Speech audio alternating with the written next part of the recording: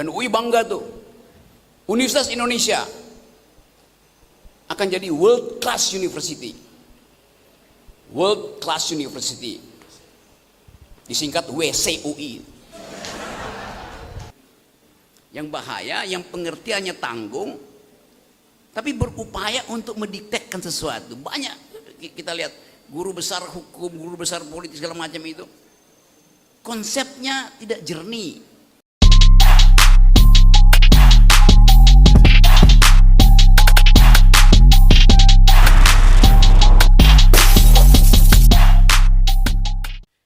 Bang Rocky mungkin bisa menyampaikan itu secara filosofi tentang pendidikan, kemudian beliau dekat sekali dengan situasi pendidikan yang ada sekarang. Nanti mungkin beliau akan bisa menyampaikan soal itu. Baik, sebelum kita mulai diskusi dengan pertanyaan dari peserta, Prof, kita tahu bahwa setelah 100 hari masa pemerintahan Prabowo, negara ini seperti state capture. Negara ini seperti state capture. State capture itu kebijakannya tidak lagi di tangan pemerintahan yang berdaulat kepada rakyat. Pemerintahan ini seperti dibuat oleh sekelompok orang tertentu saja. Kebijakannya kah atau apapun semua seperti itu terlihatnya, ya. Dan kita seperti punya pemerintahan yang pseudo state. Bukan the real government of Indonesia, bukan real government of people of Indonesia. Kita seperti punya pemerintahan bayangan yang mereka ngatur sendiri kebijakannya mereka untuk kepentingan mereka tanpa kepentingan masyarakat. Lalu apakah itu juga berdampak kepada pendidikan di Indonesia? Itu mungkin yang akan kita pertanyakan. Silakan, Prof.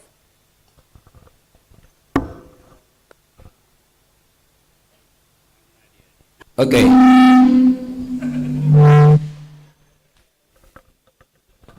Bahkan mic nggak boleh bersaing.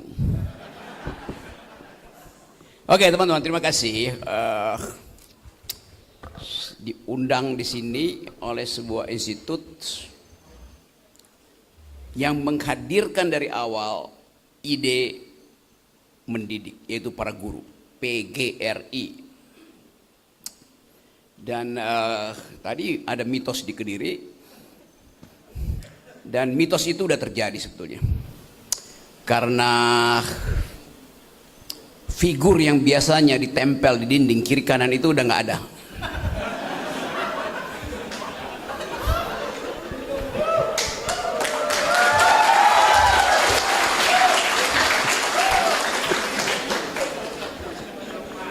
Okay.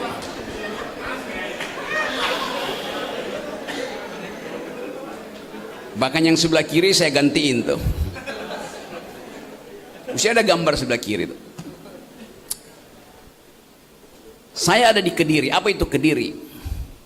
Kediri artinya kemampuan berdiri sendiri.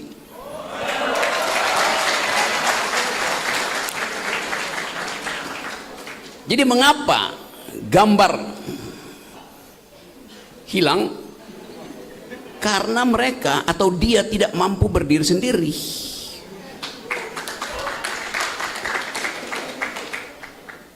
Udah gede masih minta didirikan oleh bapaknya.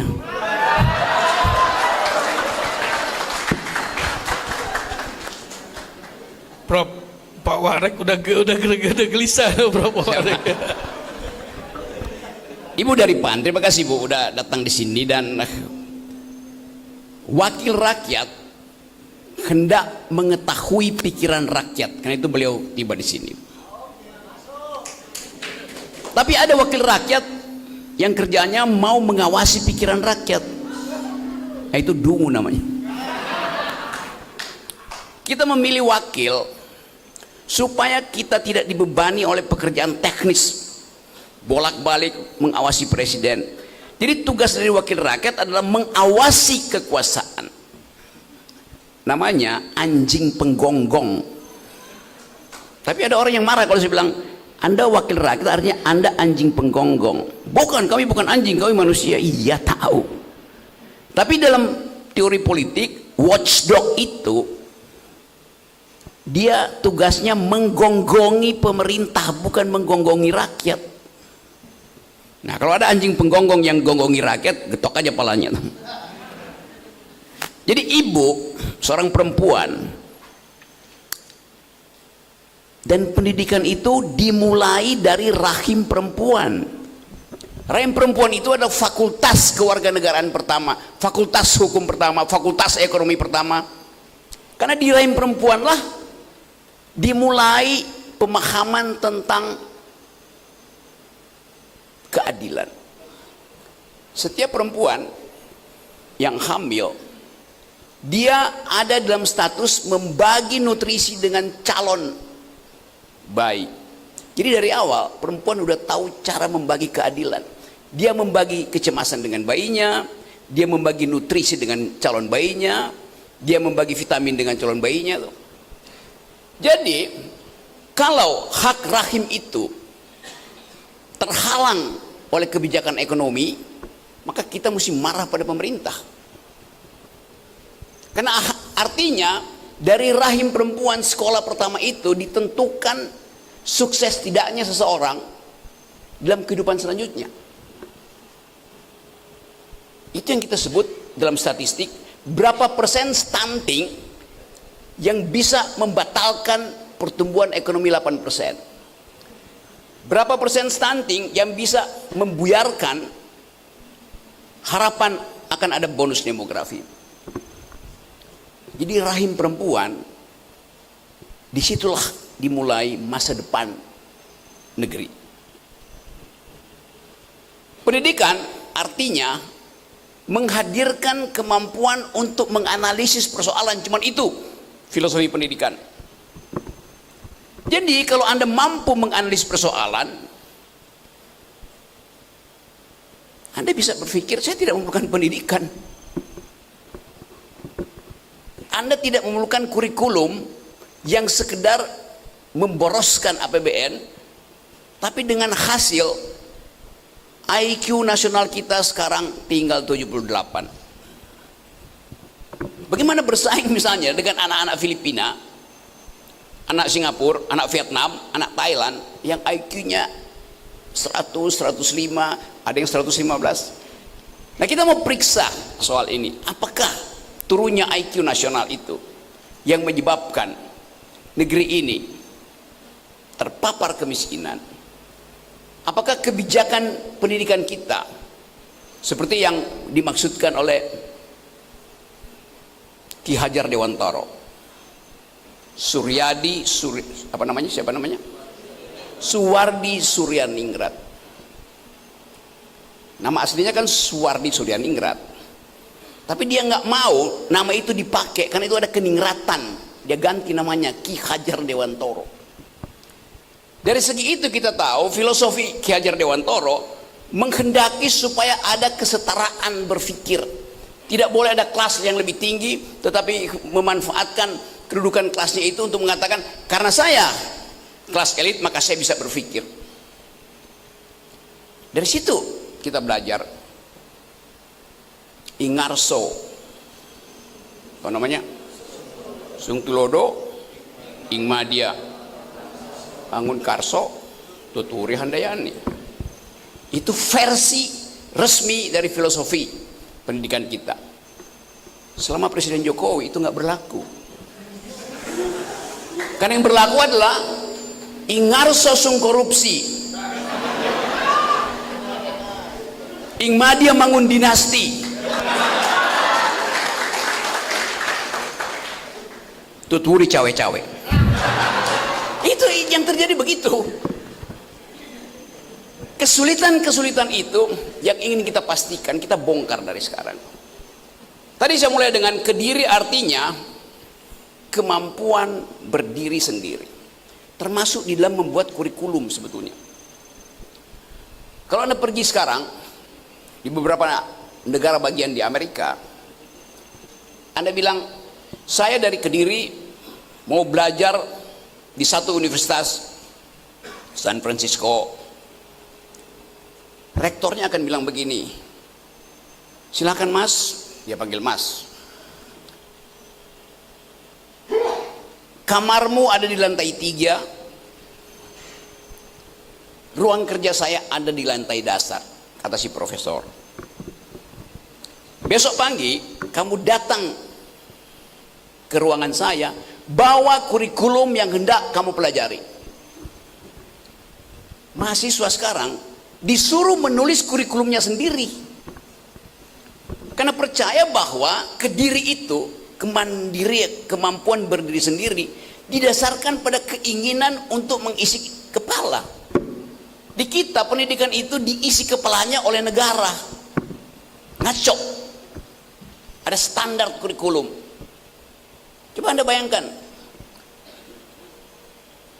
mahasiswa masih diajarin bahasa Indonesia. Loh, Anda mahasiswa ini orang Indonesia, ngapain masih belajar bahasa Indonesia coba? Buat apa pelajaran bahasa Indonesia? Artinya SD, SMP, SMA gagal mengajarkan cara berpikir melalui bahasa. Grammarnya compang-camping, akibatnya cara berpikir compang-camping. Bahasa itu adalah penanda pertama keteraturan berpikir, namanya grammar. Anda masuk universitas masih harus ambil mata kuliah bahasa Inggris, padahal untuk bergaul dalam sistem internasional jadi mahasiswa harusnya udah bisa. Harusnya sampai SMA murid itu udah bisa berbahasa Inggris, minimal grammar standar. Jadi artinya dari awal SD, SMP, SMA itu pendidikan bahasa asing itu gagal untuk dipastikan. Sampai mahasiswa Anda masih ada pelajaran agama, benar nggak? Yes. Artinya sampai SMA Anda tidak beragama. Ngapain mesti ajarin agama pada mahasiswa? Buat apa coba? Buat masuk surga, pergi belajar ke pesantren. Jadi banyak hal yang di dalam kurikulum kita itu pemborosan, karena tidak ada ide tentang kemajuan, tidak ada ide tentang apa yang disebut sebagai konsepsi masa depan. Itu yang menyebabkan Indonesia ratingnya itu turun terus di Asia tuh. Jadi ini soal-soal yang sangat fundamental tuh. Inti dari kurikulum adalah kemampuan menggeleng. Belajar artinya kemampuan menggeleng, bukan mengangguk. Itu yang disebut sebagai didaktika, dialektika. Didaktika artinya menguji. Menguji artinya menggeleng. Dialektika artinya berkonfrontasi. Berkonfrontasi artinya menggeleng. Kenapa itu tidak terjadi dalam kelas?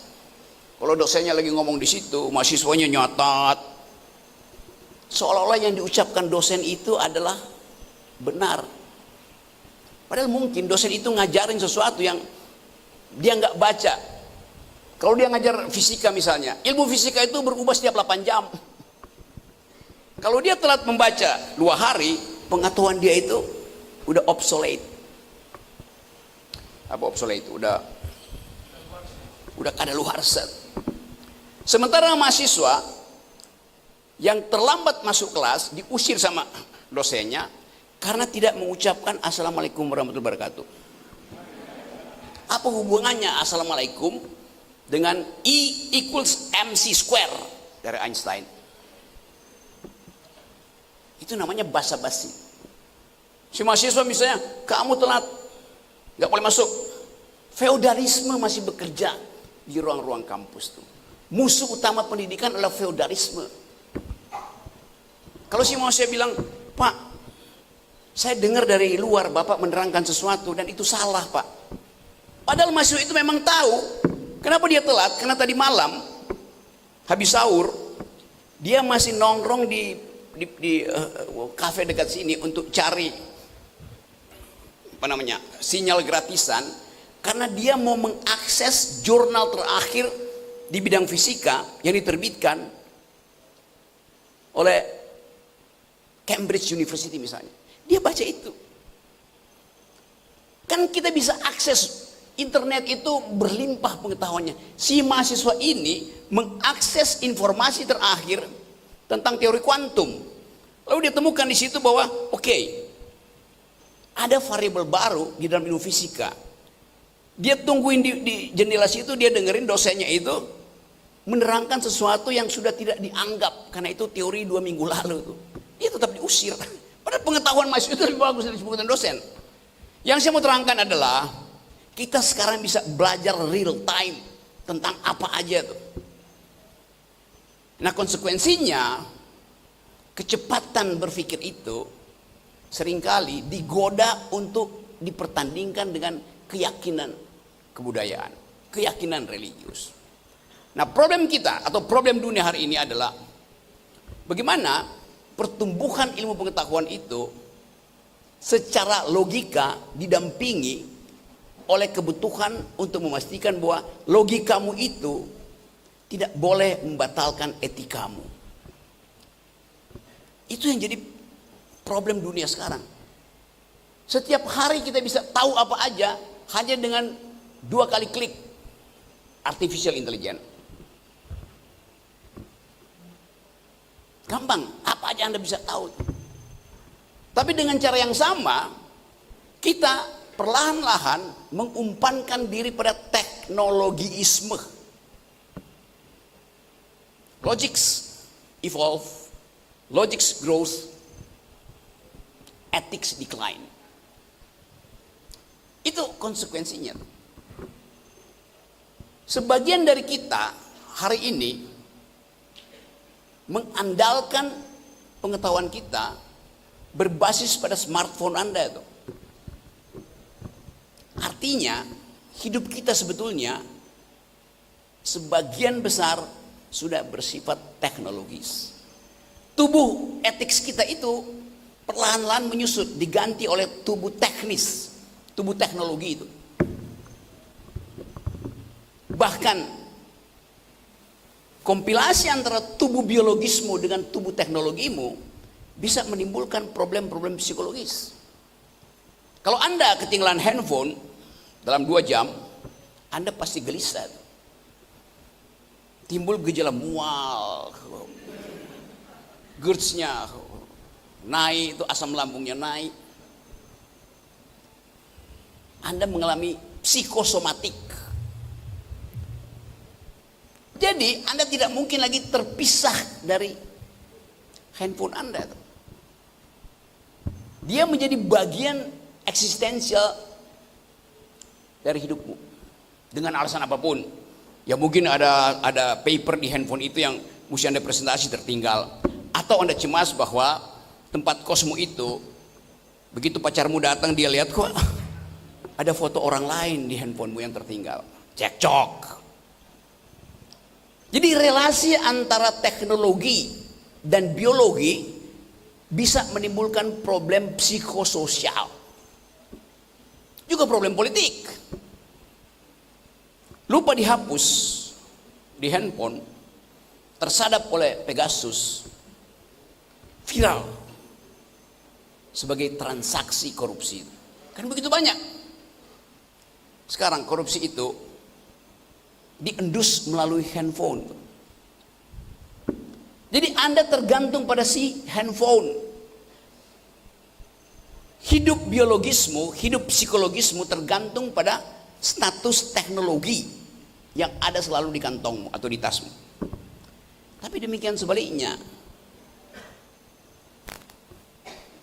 Smartphonemu juga tergantung padamu. Setiap pagi mahasiswa biasa membuka situs-situs tertentu. Nyari nama seseorang misalnya. Si handphone kalau Anda tinggal di kamar, Anda pergi 2 jam, si handphone bingung. Kok algoritmanya nggak dia buka ya? Padahal biasanya pagi-pagi dia udah buka tuh. Politik akal sehat, ketik, muncul. Fufu Fafa, lebih lagi itu. Karena yang kita cari informasinya direkam oleh teknologi, diupload ke cloud, lalu diolah menjadi big data. Kita sekarang ingin supaya PGRI tumbuh bersaing dengan institusi-institusi sejenis di Eropa, di Amerika, bukan sekedar di Jawa Tengah, Jawa Timur, atau di Jakarta. Jadi teknologi memungkinkan kita bersaing secara ide lintas negara. Kan itu yang kita inginkan. Supaya keinginan itu terwujud, kita mesti pastikan bahwa PGRI punya status otonom untuk menulis kurikulumnya sendiri. Itu yang terjadi di dunia sekarang. Tadi saya terangkan tadi, satu gejala baru bahwa di beberapa kampus Amerika, Anda mau belajar, Anda harus tulis kurikulummu sendiri. Anda misalnya bilang pada Pak Rektornya, Pak Rektor saya hanya mau belajar 4 hal. Satu tentang fisika, satu tentang environmental ethics, satu tentang feminisme, satu tentang... Untuk keperluan semacam itu, internet dipakai buat gosip. HP kita, WA grup kita, kebanyakan isinya gosip. Jadi sekali lagi, teknologi memungkinkan kita belajar bahkan tanpa kampus. Itu yang memungkinkan kita bersaing secepat kilat untuk paling tidak berada di level 20 di Asia lah. Orang Indonesia yang belajar di Amerika itu ya, setiap tahun itu 8.000 tidak sampai 10.000 orang tuh. Cina yang belajar di Amerika itu 400.000 orang. Bagaimana kita bersaing? Kenapa kita tidak bisa bersaing? Karena kapasitas kita untuk menghidupkan pemikiran metodologis tidak diasah sejak kita ada di Indonesia, sehingga kita gugup untuk bertengkar dengan profesornya di Amerika, sementara anak-anak negara lain itu ya dengan N aja, angkat tangan, debat dekannya, debat profesornya, debat dosennya. Critical thinking hanya bisa dimulai kalau Anda meragukan keterangan semua dosenmu. Critical thinking hanya bisa diucapkan kalau Anda meragukan keterangan anggota DPR.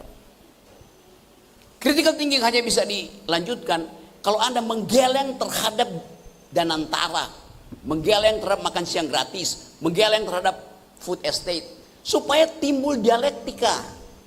Itu dasarnya tuh. Jadi sekali lagi teman-teman, kunci dari pendidikan adalah menggeleng. Masalahnya kenapa kita takut menggeleng? Culture matters. Kebudayaan melarang kita menggeleng. Jadi kebudayaan melarang kita berpikir. Itu masalahnya di situ. Ini berlaku di partai politik, berlaku di kabinet. Kita mesti perlahan-lahan, kalau nggak mau cepat-cepat, tanggalkan prinsip-prinsip feodalisme itu. Nah, kesempatan ini kita bisa diskusi panjang lebar untuk memperlihatkan bahwa mengucapkan pikiran itu bisa melalui tesis, bisa melalui disertasi, bisa melalui pameran seni, bisa melalui seni instalasi. Semua itu ada statement kita supaya menimbulkan statement terbalik itu. Sering saya katakan bahwa Anda hanya disebut berpikir kalau ada orang yang mempersoalkan pikiranmu. Pikiran disebut pikiran kalau ada pertengkaran pikiran. Kalau Anda berpikir dan tidak ada yang mempersoalkan, itu artinya Anda lagi berdoa. Beda berdoa dengan berpikir. Jadi mulailah teman-teman muda untuk menggeleng. Mulailah untuk mengatakan tidak. Mulailah untuk mempersoalkan. Anda bisa nulis disertasi tebel-tebel dan terlihat berat karena tebel, 1000 halaman. Tapi kalimat pertama dibantah oleh kalimat terakhir. Akibatnya apa? Resultantenya 0. Itu yang dilakukan Bahlil. Ya. Bahlil memalukan. Lebih memalukan lagi rektor UI yang memberi kesempatan Bahlil untuk revisi. Loh, dia harusnya DO. Coba bayangin coba. Jadi yang DO itu rektor UI. Ya, saya mengajar 15 tahun di UI dan saya tahu itu. Dan UI bangga tuh. Universitas Indonesia akan jadi world class university. World class university.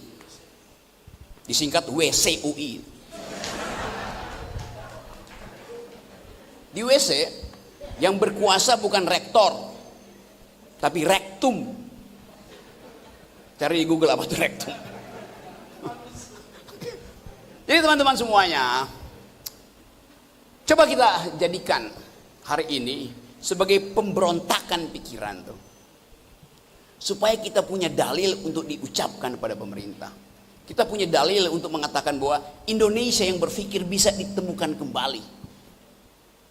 Dari mana? Dari Kediri. Makasih.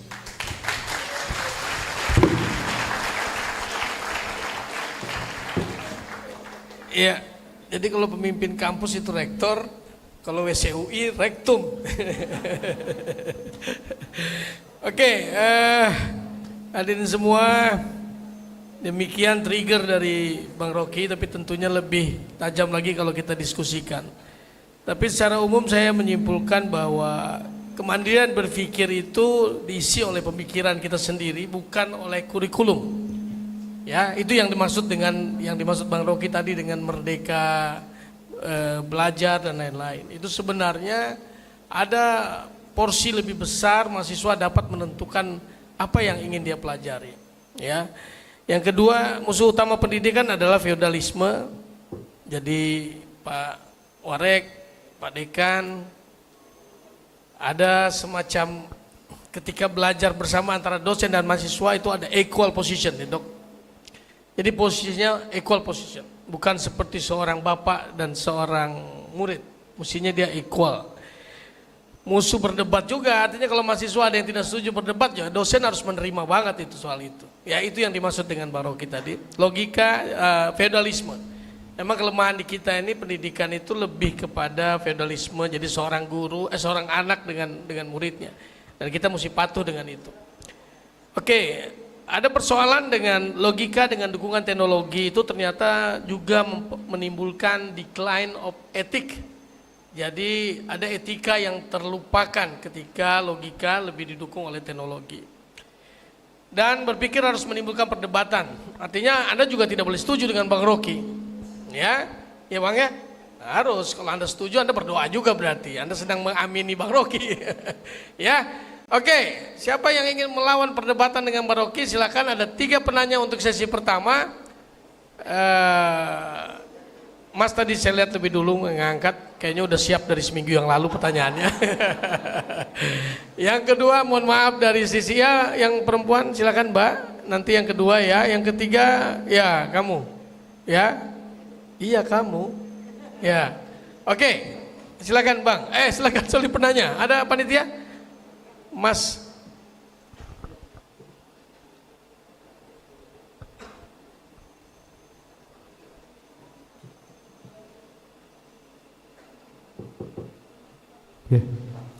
Selamat sore, Assalamualaikum warahmatullahi wabarakatuh. Terima kasih atas kesempatannya di forum metodologi berpikir. Nama saya Nya itu apa? Ya. Terima kasih atas kesempatannya. Kesempatan diberikan waktu untuk bertemu para teman-teman, para akademisi dan beliau-beliau yang saya hormati di sini. Nyanya di situ. Itu nyanya panjang. Terima kasih untuk kesempatan ini. Kan Ya. kata benda kan. Siap. Ya. Ya. Ye.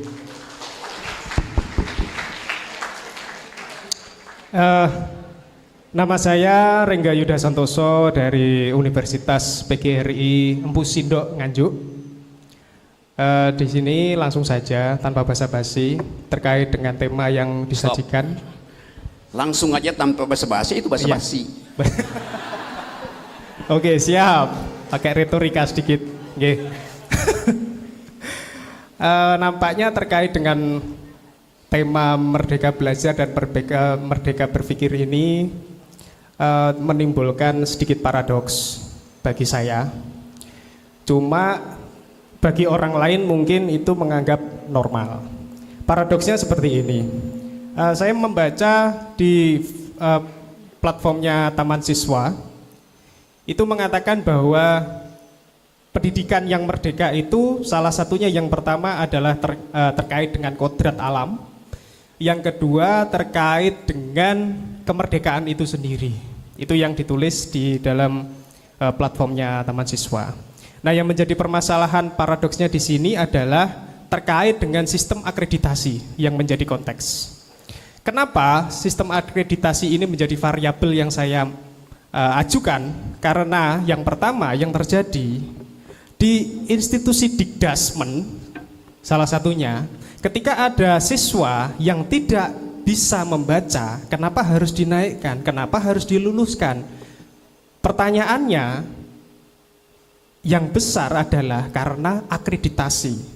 Mohon maaf saya sebutkan, lingkaran setan bagi saya. Karena kalau tidak diluluskan, akreditasinya pasti akan jatuh. Nah ini yang menjadi variabel utama yang pertama. Yang kedua, saya sangat kurang sepakat tadi variabel yang atau indikator yang disebutkan oleh Pak Rocky. Yang pertama, di institusi pendidikan sekarang itu tumbuh berkembang terkait dengan feodalisme. Bagi saya tidak hanya feodalisme saja Pak Rocky dan Pak Diki Akmar. Yang jelas institusi pendidikan sekarang itu sudah mulai mengakar kapitalisme.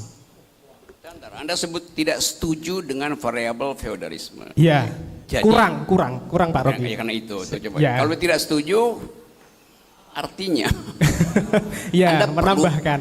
Artinya Anda perlu feodalisme kan? Kan itu Iya, oke, siap. Itu paradoksmu di situ. Iya. Oke, siap. Jadi saya kurang setuju, harus ada penambahan satu variabel atau indikator terkait dengan. Bukan kurang setuju tapi tidak cukup itu dong. Oke, setuju tapi tidak cukup. Ya, adanya kapitalisme pendidikan di situ. Karena mohon maaf sekali, saya ambil contoh saja di lapangan. Kebanyakan mohon maaf itu feodalisme. Oke, siap. Oke, siap. Sambil contoh saja langsung di masyarakat bahwa setiap mau masuk ke perguruan tinggi, salah satunya ini ganti dimensi antara Dikdas sekarang ke Dikti.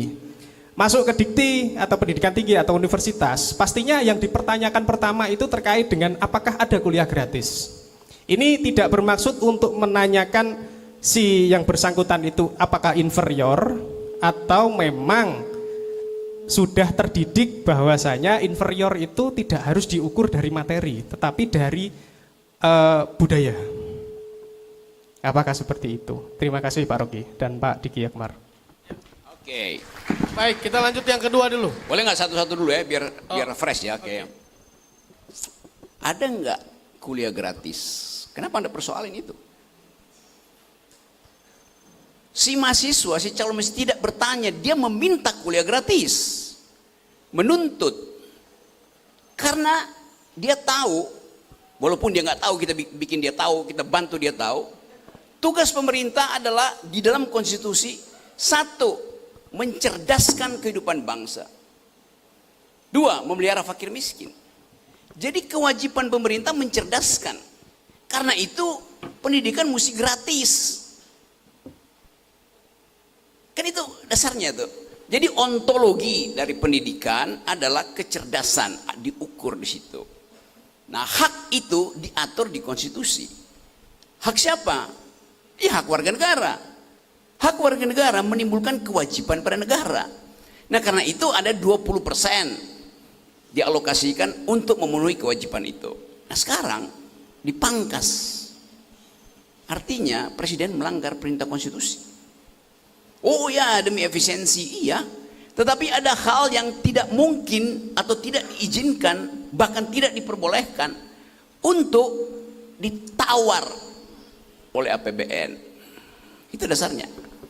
Lain dengan negara Amerika misalnya. Amerika, ya kalau Anda mau belajar, Anda mesti punya uang itu. Karena Amerika mengandung tadi prinsip libertarianism. Kita mengandung prinsip sosialisme. Karena itu negara mesti hadir. Jadi perbedaan paradigma itu menimbulkan tadi segala macam paradoks yang Anda sebutkan. Sekarang ada problem lagi. Dibujuk supaya bersaing akreditasi. Karena akreditasi itu sifatnya kuantitatif, maka semakin banyak yang lulus, semakin bagus akreditasinya. Dan itu yang kita sebut sebagai post-truth. Kebenaran yang sebetulnya hanya karena gengsi emosional dari rektor atau dari kepala SMA, maka dia lulusin supaya tampil akreditasi. Padahal yang diloloskan itu adalah bajingan-bajingan tolol. Kan itu dasarnya kan. Jadi udah tahu bajitol ya. Bajitol. No Rocky, no bajitol.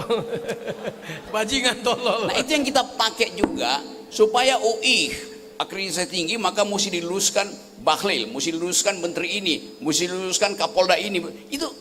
Itu yang membuat tadi saya terangkan feodalisme itu di situ. Kapitalisme beroperasi oke. Kapitalisme dia tidak mampu untuk menciptakan persaingan yang tadi dasarnya itu tukar tambah. Kapitalisme adalah ide yang bagus sebagai prinsip kompetisi itu. Tetapi kapitalisme tidak boleh menjadi tadi social ethics. Kapitalisme itu metode persaingan. Nah di kita kapitalisme itu dianggap sebagai social ethics. Akibatnya semua orang dinilai dengan uang. Jadi paradoksnya ada di situ tuh. Oke, ya. Ya. Soal feodalisme dan kapitalisme di pendidikan itu harusnya masih menjadi makruh buat perguruan tinggi yang ada di Indonesia, Prof. Karena belum ada yang tahu. Sekarang PGRI udah tahu nih. Berarti haram hukumnya kalau PGRI sudah tahu, lantas kemudian masih ada feodalisme dalam pola pendidikan di lingkungannya. Begitu ya, setuju ya? Jadi mahasiswa sama murid itu mahasiswa sama dosen itu equal ya untuk berargumentasi, berpikir. Tapi kalau soal kesopanan terhadap orang tua ya tetap wajib hukumnya ya. Kedua, Mbak, silakan. Halo. Assalamualaikum warahmatullahi wabarakatuh. Enggak, yang kedua Pak, belum Pak, beliau Pak. Oh karena tempat saja ya. Enggak Pak. Oh ya pemerata. Apa tempat maksudnya? Enggak, saya memang tunjuk yang kedua ini Pak. Nanti saya beritahu lagi Bapak. Oke, terima kasih untuk kesempatan yang diberikan. Senang sekali rasanya bisa kembali ke alma mater ini untuk mengikuti seminar pendidikan. Terlebih pematerinya adalah Bung Rocky Gerung. Kamu kembali ke alma mater. Iya, Oh, kebetulan saya adalah alumni Universitas Nusantara PGRI Kediri. Enggak, jangan sebut alumni. Anda perempuan, Ya. namanya alumna. Laki-laki Alumna. Oh, ya, alumnus. Alumni plural. Baik, terima kasih Bung atas revisinya. Nah, saya tertarik sekali dengan statement yang diberikan terkait tadi. Tadi bukan revisi, itu koreksi, beda. Oh, koreksi ya, baik. Nah, barangkali ini nanti juga ada koreksi lagi, Bung.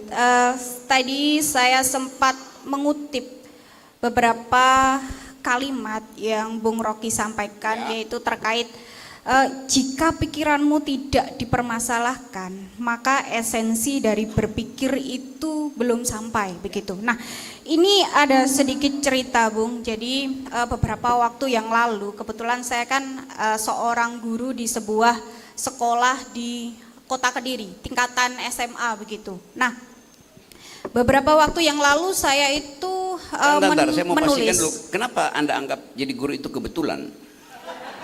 Menulis, maksudnya ini nih belum selesai, Bung. Jadi kebetulan beberapa waktu yang lalu itu saya menulis tulisan ringan saja karena pembacanya adalah anak-anak tingkatan SMA, begitu. Nah, ternyata tidak lolos publikasi, begitu, karena isinya adalah mengkritisi bagaimana tentang pemerintah. Nah, itu ternyata tidak diloloskan untuk publikasi. Nah, kemudian jika kita kaitkan dengan sistem merdeka berpikir, kurikulum merdeka, bukankah kita itu sebagai pendidik, kita juga ingin mengajarkan kepada siswa kita bagaimana untuk berpikir kritis. Tapi mengapa justru ketika kami baik dari siswa dan kami sebagai guru dan pendidik, ketika mencoba untuk berpikir kritis, kenapa dibenturkan dengan hal-hal yang sifatnya struktural?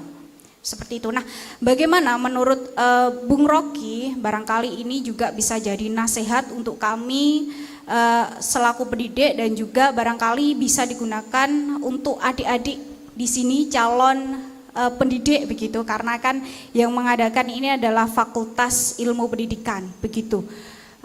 Bagaimana nasihat barangkali untuk kami menempatkan posisi itu tadi, Bung? Baik, terima kasih. Selamat sore. Bagus pertanyaannya. Ketiga dulu, Bro. Apa mau langsung? Langsung ya. Langsung. Ada tinggalkan nanti. Ada sesi berikutnya. Oke, terima kasih. Ibu yang kebetulan menjadi guru. Padahal dia guru betulan, bukan kebetulan. Kita hidup di dalam dua culture. Culture reason. Setiap guru dibekali dengan kemampuan metodologis itu, namanya menggunakan reason. Setiap guru disebut guru, dia mesti punya attachment psikologi dengan anak-anaknya. Dipelajari di dalam psikologi pendidikan tuh, namanya passion. Jadi begitu Anda berdiri depan kelas, Anda harus mengatur kapan reason Anda didaratkan, kapan passionmu itu mengambil alih reason kan? Kan itu dua aspek pendidikan yang sering disebut dalam teori pendidikan apa kognitif, motorik, oke lah. Tetapi begitu kita mulai bertatapan dengan mata murid, passion kita mulai bekerja di situ. Karena dia bukan benda, dia punya eksistensi. Apalagi kalau dia murid SD, SMA, kita bisa lihat anak ini sebetulnya ingin mengucapkan sesuatu, tetapi terhalang oleh kultur di lingkungan dia, di keluarganya, ada problem rumah tangga, bapak ibu segala macam. Nah itu yang membuat guru itu melampaui menteri. Menteri itu cuma pakai, menteri mengambil kebijakan tanpa passion, karena dia tidak berhadapan dengan rakyat. Bahkan dia bisa pakai big data aja untuk menyusun kebijakan. Jadi dari awal tadi saya terangkan bahwa kemampuan kita untuk mengintip masalah itu harus dilatih dengan kepekaan kita untuk mendeteksi bahwa sumber masalahnya adalah manusia tuh. Anak-anak kita sendiri. Coba latih mereka misalnya dengan hal yang paling sederhana. Tadi ada mitos bahwa siapa yang datang di Kediri presiden akan jatuh. Apa pembuktiannya? Gus Dur jatuh, Soekarno jatuh, Habibie pernah mampir di sini jatuh. Ya kan? Terangkan pada anak itu. Itu yang namanya cara berpikir verifikasionis. Memverifikasi, mencari mana yang benar itu. Anak juga mesti dididik untuk berpikir sebaliknya, falsifikasionis. Bagaimana caranya misalnya? Nah, 3 presiden datang ke Kediri jatuh. Soekarno 65 datang ke sini, jatuh dia. Habibie mampir ke sini, 97, jatuh dia. Gus Dur 2001 nginep di Kediri, jatuh dia. Maka anak itu mengambil kesimpulan, semua presiden yang datang ke Kediri akan jatuh. Itu namanya verifikasi itu. Cari satu angsa hitam untuk membatalkan dalil bahwa semua angsa itu putih. Itu prinsipnya itu. Siapa misalnya? Presiden Soeharto nggak pernah datang ke Kediri, jatuh juga. Bahkan dijatuhkan oleh mahasiswa Kediri, demonstrasi. Bukan karena mitos Presiden Soeharto jatuh, karena demonstrasi. Jadi begitu banyak contoh kecil kita bisa terangkan pada anak-anak baru itu. Di Jogja ada kampung namanya Kampung Pitu, benar. Kampung yang dimitoskan hanya boleh ada 7 keluarga di situ. Melebihi 7 keluarga rusak kampung itu, dipelihara terus mitosnya. Orang takut menerangkan itu. Sekarang misalnya ada guru ekonomi dari PGRI melihat fenomena itu, dia harus cari cara bagaimana menerangkan itu. Dalam ilmu ekonomi ada prinsip the law of diminishing return. Keuntungan itu satu waktu di dalam momen tertentu dia akan merosot. Contoh, kalau sawah sebesar ruangan ini diolah oleh 2 petani, produksinya tidak maksimal, ditambah tenaga kerjanya 10 petani maksimal, belum 15 petani, maka berlaku prinsip semakin banyak input, outputnya akan bertambah. Betul, tetapi ada batas rasionalitasnya. Bayangkan misalnya sawah segede ini diolah setiap hari oleh orang sebanyak ini. Yang dia injek bukan lagi sawahnya, dia saling menginjak. Akibatnya produksinya nol. Bagaimana mungkin Anda nanam sawah dalam satu hari dikerjakan oleh sekian banyak orang tuh? Nggak bisa. Hal yang sama dengan prinsip tadi rasionalitas ekonomi itu, terangkan pada anak itu bahwa pada waktu kampung 7 itu konsepnya diucapkan, pasti ada soal kemanfaatan maksimal. Sangat mungkin hanya boleh ada 7 keluarga, karena air di situ terbatas untuk 7 keluarga. Pada waktu itu, kan mesti ada keterangan akademis di situ kan. Law of diminishing return. Orang tua di Eskimo umur 50 harus dibunuh oleh anaknya. Melanggar sopan santun. Keterangannya adalah kalau dia tidak dibunuh bapaknya, anak-anaknya kehabisan makanan karena kesulitan makanan di Eskimo. Jadi selalu ada keterangan rasional untuk menerangkan fenomena ini. Itu caranya supaya kita bisa menimbulkan kuriositas si anak itu untuk berpikir sendiri. Prof, yang jadi persoalan dia belajar, dia mengajukan hal yang kritis kepada satu lembaga, saya nggak tahu lembaga apa pemerintah. Begitu juga muridnya juga sebetulnya diajarkan cara berkritis tadi, tapi terbentur oleh struktural, Prof. Ya, itu yang saya terangkan tadi. Di dalam otaknya pemimpin redaksi atau jurnal itu, Anda hanya boleh menulis sesuatu yang tidak terkait dengan kritik pada pemerintah. Kenapa? Karena ada mitos bahwa guru itu mesti kasih contoh, jangan nulis hal yang kurang ajar. Itu mitos yang mesti kita batalkan. Apakah memberi kritik itu kurang ajar? Karena ada pakem di belakang itu, ada structure di belakang itu. Ada rumus kimia yang mengatakan bahwa air hanya boleh jadi air kalau 2 atom hidrogen bergabung dengan 1 atom oksigen. Kan dasarnya begitu. Jadi tetap lakukan, tulis aja. Ya kalau dia bilang, ya nggak bisa nulis, ya lawan aja kan. Gugat di dalam sidang guru. Ajukan itu. Kalau ngeluh ke saya gampang. Tapi kalau sekedar keluhan itu, saya terangkan tadi sebagai jawaban. Dan Anda tidak punya statement untuk menuntut hak Anda untuk menulis disebabkan karena hak Anda untuk berpikir tidak dihalangi oleh feodalisme, tidak dihalangi oleh mitos bahwa seorang guru itu harus sopan pada negara. Kan itu dasarnya. Jadi dalilkan di situ, itu pentingnya. Dalilkan supaya entitlement kita, relasi hak kita itu tidak dibatalkan hanya karena seseorang yang mungkin lagi berupaya untuk dapat pujian sehingga membatalkan orang bagi dia ada pujian tuh. Itu yang saya sebut tadi dari awal, menggeleng melawan itu. Gitu.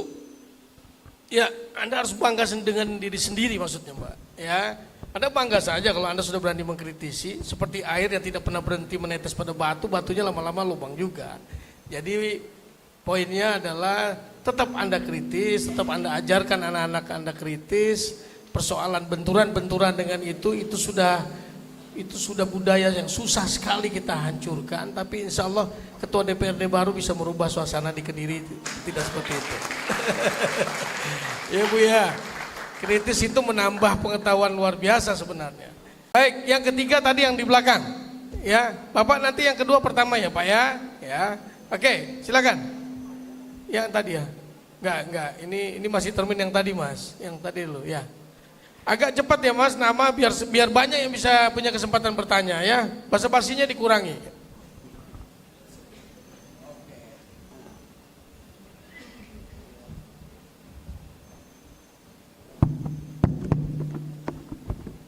Baik, terima kasih. Langsung saja, perkenalkan nama saya Dodi Setiawan. Saya mahasiswa dari Universitas Nusantara PGRI Kediri. Sebenarnya pertanyaannya masih bersambung dengan apa yang sebelumnya. Kamu jurusan apa di sini? Saya di Teknik Elektronika. Sebenarnya melanjutkan pertanyaan dari bapaknya dan ibunya tadi. Kita ketahui bersama di Indonesia ini kan, utamanya birokrasi di negeri ini kan sangat buruk akhir-akhir ini. Apalagi seperti yang dibilang oleh Bapak Rocky Gerung tadi terkait dengan kurikulum yang seringkali berubah dan itu tidak efisien. Maka pertanyaan saya, bagaimana metodologi pengajaran para pakar pendidik, jadi guru maupun dosen, yang seharusnya itu diterapkan oleh siswa dan mahasiswa agar terciptanya merdeka belajar dan merdeka berpikir dan juga bisa mewujudkan yang katanya Indonesia emas. Dan mungkin itu saja. Sekarang lagi bulan puasa, perut boleh kosong tapi otak jangan. Terima kasih. Wassalamualaikum warahmatullahi wabarakatuh. Mungkin secara filosofi Prof. Kalau metodologi udah ratusan profesor kali yang membahas metodologi yang tepat untuk siswa ya. Tapi kalau filosofi itu cuma ada satu, ada filosofi yang mendasar. Nah kira-kira apa filosofi yang mendasar sebenarnya yang mesti mereka lakukan Prof untuk memberikan metodologi pengajaran kepada mahasiswa? Silakan Prof. Oke, mengajar artinya memproduksi energi itu. Energi hanya bisa diproduksi kalau ada energi sebelumnya. Kita tidak mungkin memproduksi energi dari nol. Itu namanya hukum kekekalan energi, benar kan? Jadi kita mengubah satu energi, pindah jadi energi yang lain. Kalau Anda belajar elektronika, kalau saya hubungkan kutub positif dan kutub negatif dari sebuah baterai, maka saya tahu akan terjadi medan magnet di situ. Medan magnetnya tidak terlihat, baterainya saya bisa lihat. Jadi ada sesuatu yang sublim di situ yang memungkinkan kita jadikan metode untuk belajar. Kritisisme timbul, sekali lagi, kritisisme timbul bila ada medan magnet yang tak terlihat yang disodorkan oleh seorang guru tanpa disadari oleh si murid.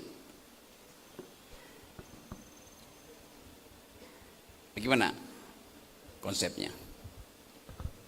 Bingung saya Bro. Anda bisa menghasilkan energi itu kalau Anda tidak menempatkan diri di dalam voltase yang lebih tinggi dari voltase si murid.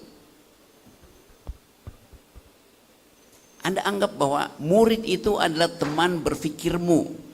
Itu maksud saya. Nah kalau suasana itu dibangun, kan tidak terlihat suasana itu. Tapi dia bisa rasakan si murid. Bahwa pandangan matamu pada dia mengundang dia untuk berkomentar. Eye contact itu penting dalam pendidikan tuh. Bukan sekedar dalam romance, tapi juga dalam sains. Jadi sekali lagi, jadikan murid itu teman berfikirmu. Tetapi seperti medan magnet, jangan perlihatkan itu. Nah setiap orang punya kemampuan untuk melakukan hal yang sama. Kalau dia paham bahwa dia berelasi dengan anak A yang mungkin indigo, beda dengan anak B yang mungkin memerlukan tambahan energi itu. Jadi tidak ada, kalau Anda sebut rumus dasarnya apa, enggak ada rumus dasar di situ. Karena guru artinya ada di dalam suasana. Dosen nggak perlu lagi itu. Dosen tahu bahwa oke, di depan saya itu adalah mahasiswa, dia udah masuk universitas, artinya dia mau duel argumen, oke.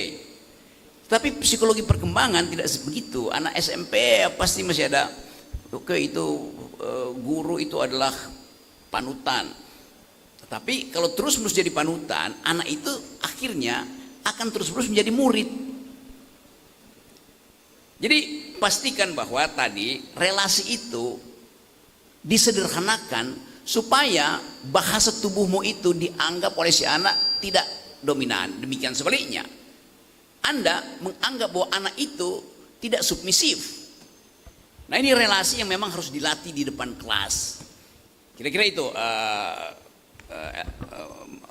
my electrician friends.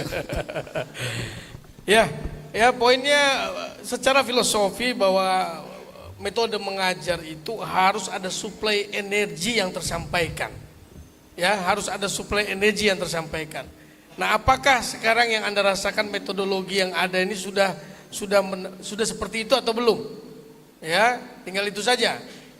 Metodologi yang mana yang lebih pas, nanti Pak Rektor dan para rektor, para warek, para dekan silakan saja menerjemahkan apa yang dimaksud dengan mensuplai energi kepada para mahasiswa tadi. Mungkin metodologi itu yang perlu kita lakukan, ya. Baik, untuk sesi kedua 3 penanya, silakan. Bapak yang bertopi ya. Yang kedua tengah-tengah harus ada ceweknya 1 ya, yang cewek 1. Mbak ya. Kamu ya. Ya, yang ketiga iki kamu dari mana? Mahasiswa apa mana? Yang orang masyarakat umum mana? Masyarakat mana? Hah? Buruh. Ya wes buruh saya. Buruh daripada dia demo di sini nanti kita repot. Wes pen nih, suruh ngomong. Yang ke saya ya. Silakan Pak, monggo. Terima kasih. Kenalkan, nama saya Abdul Karim. Pensiunan ASN Bung Rocky. Yang pertama saya ucapkan salut kepada UNP. Ini basa-basi lah gitu Pak. Karena berani mengundang Bung Rocky di sini. Ini sudah sesuatu yang bagi saya cukup oke banget. Yang ya, cuma nanti buntutnya jangan sampai ada sesuatu, misalnya nanti kaprodinya atau dekanya nanti digeser-geser, mudah-mudahan tidak gitu aja. Ya, enggak. Intel juga ada ya. Di sini tapi baik-baik ya, saja. Geser ke sana, geser ke sini gitu. Terima kasih. Menanggapi yang disampaikan oleh Bung Rocky, kita mesti harus bertengkar dan hari ini saya fight untuk bertengkar dengan Anda. Ya, di beberapa forum atau di beberapa literasi yang saya lihat tentang Bung Rocky, jadi di sini ada bentuk suatu prinsip di mana kita mesti harus akal sehat, semuanya dengan akal sehat. Walaupun akal sehat itu janjani sih barang baku ya, masih barang baku.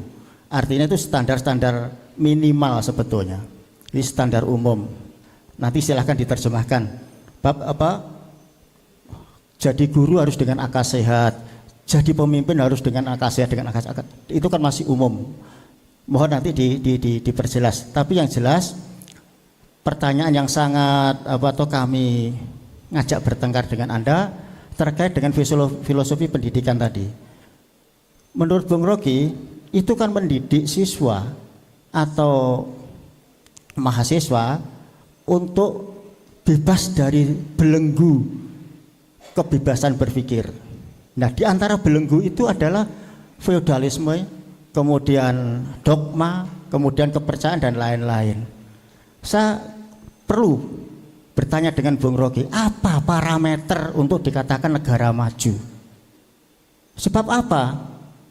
Parameter untuk dikatakan negara maju itu hari ini mesti teknologinya.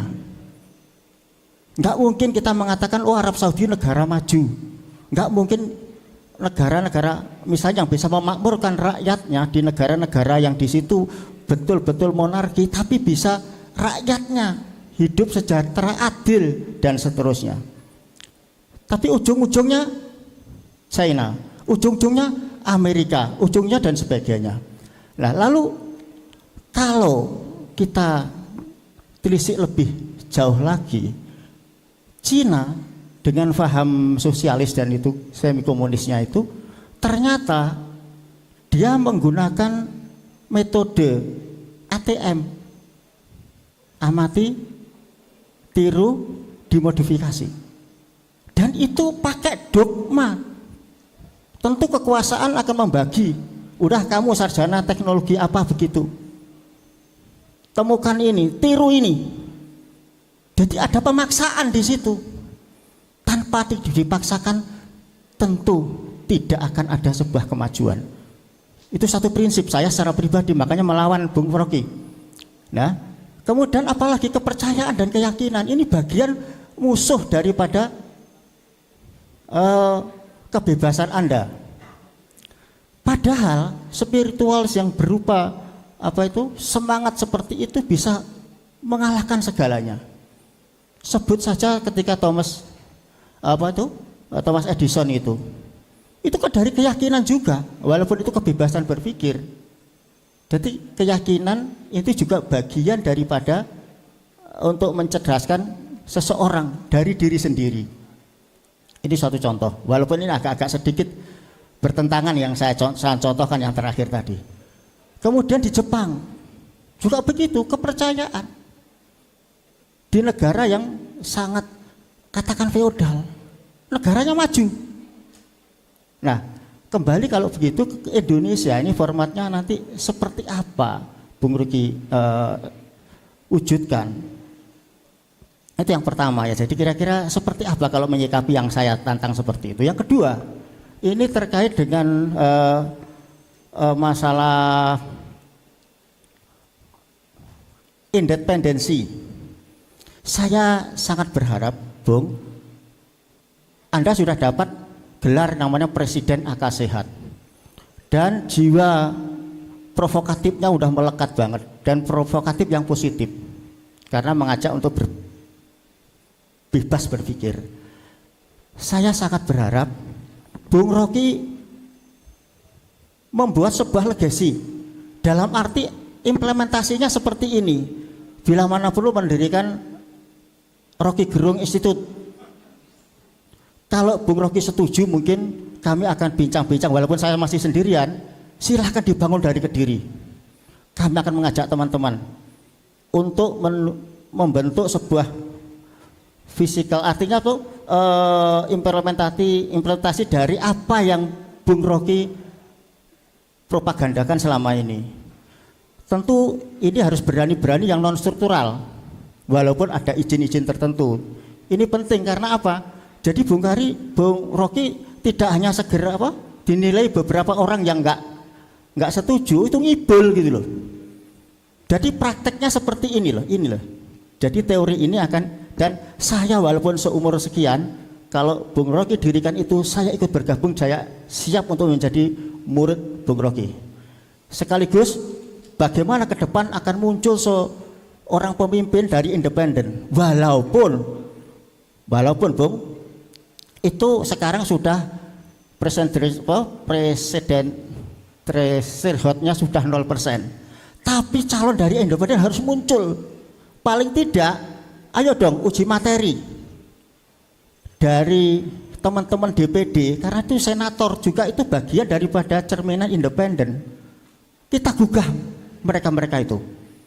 Kalau nggak sanggup tampil, saya nanti juga akan berusaha untuk uji materi. Sekaligus nanti kami akan minta sumbang saran dari Bung Rocky, bagaimana calon presiden independen ini harus muncul untuk mengimbangi yang partai-partai yang mungkin sebagian ada yang merasa itu nggak nyaman. Begitu Bung. Terima kasih. Saya tantang Anda untuk mendirikan sebuah Rocky Gerung Institute. Terima kasih Pak Abdul Karim, keren Pak, bagus sekali. Kalau soal institut, diam-diam kita sudah punya rencana sama Bang Rocky mau bikin itu. Nanti kita kabarin Bapak kalau sudah mau berdiri ya. Oke, Prof. Bagus juga, menarik sekali apa yang Bapak sampaikan. Sementara bebas berpikir seakan-akan lepas dari dogma, dari agama dan lain-lain. Sementara di beberapa negara justru hal-hal itulah yang membuat mereka menjadi semakin maju ya. Baik, silakan Prof. Ya, tapi paradoks tertinggi Anda lakukan akhirnya. Anda menginginkan kebebasan, oke? Ya. Bukan. Anda ingin ada kebebasan, tetapi kemudian Anda bilang, institutkan kebebasan itu.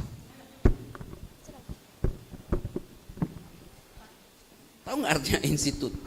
Hentikan kebebasan, itu maksudnya institut.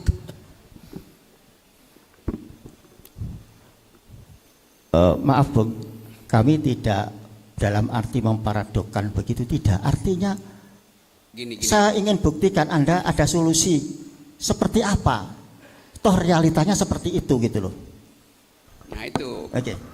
Toh realitanya seperti. Jadi menyerahlah karena realitanya seperti itu. Loh, enggak. Sekarang menantang untuk Bung Rocky, ada solusi seperti apa coba? Sebab rasanya sulit itu. Cina itu sangat kapitalistik.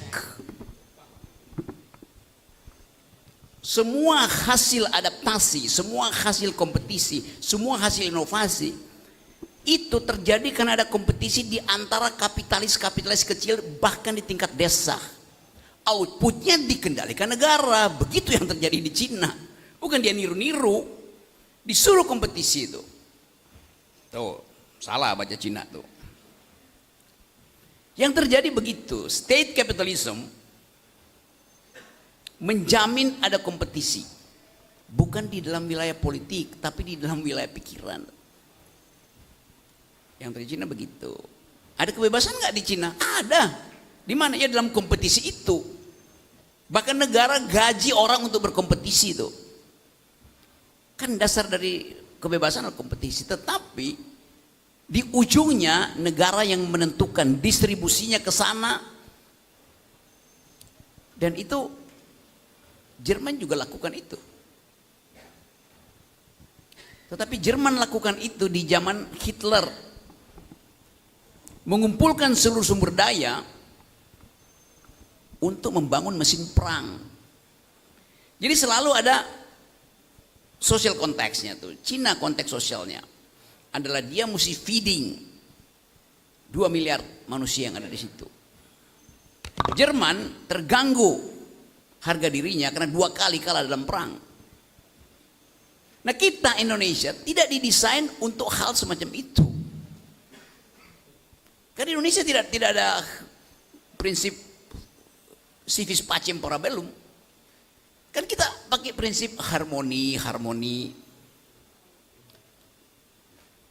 Jadi itu kondisi yang tadi saya terangkan.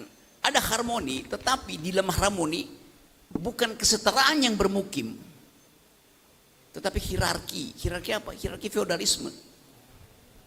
Harmoni tercipta kalau ada kesetaraan. Itu bahkan di tingkat negara filosofinya dipalsukan. Karena kita majemuk, karena kita plural, maka diperlukan persatuan. Kemajemukan adalah kondisi ontologisnya. Persatuan adalah solusi politiknya. Saya ulangi ya. Karena ada kemajemukan di Nusantara diperlukan persatuan. Jokowi putar. Demi persatuan tidak boleh ada kemajemukan. Yang mana yang benar? Gak boleh ada oposisi. Kan itu logiknya begitu. Jadi saya ingin maksimalkan dulu konsepnya, baru bertengkar itu. Kalau enggak nanti, ya tapi bukan begitu, ya maksudnya yang beginian. Itu artinya ada pendangkalan. Kita nggak mau uji konsistensi pikiran kita.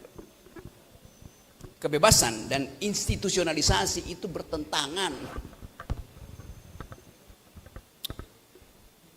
Pak Rocky, lembagakan dong kebebasanmu.